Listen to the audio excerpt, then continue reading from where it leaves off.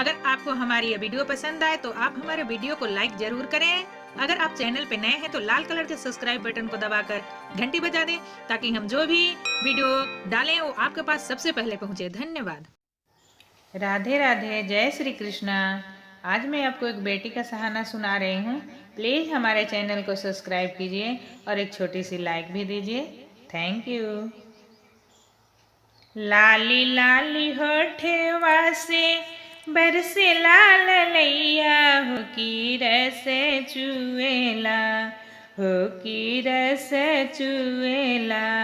बन्नी तो है री सुरतिया, हो की मन मोहेला, हो की मन मोहेला। लाली लाली होठवा से बरसे लाल लैया, हो की रस चुएला, हो की रस चुएला। बेटी तो हरी सुरतिया, हो की मन मोहेला, हो की मन मोहेला। पापा जी के प्यारी बेटी, भैया के दुलारी, हो की मैया जी के ना, हो की अम्मा जी के ना। बेटी प्राणवा से प्यारी, हो की अम्मा जी के ना। बेटी प्राणवा से प्यारी, हो की अम्मा जी के ना। पापा बर ढूंढ ले, चाचा बर ढूंढ ले, हो की भैया तोहरो ना।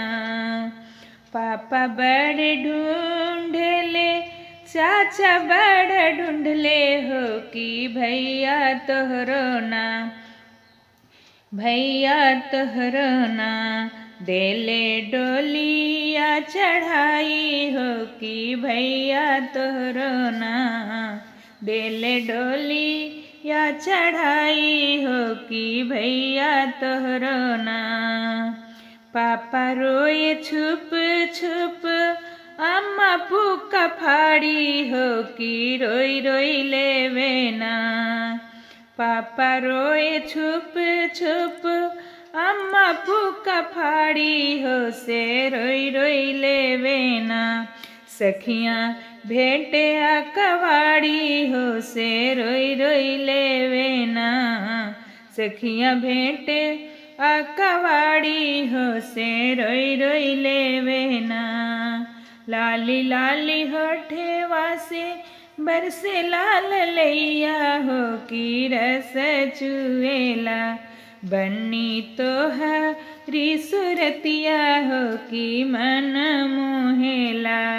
बेटी तो हरी सुरतिया, हो की मन मोहेला, हो की मन मोहेला।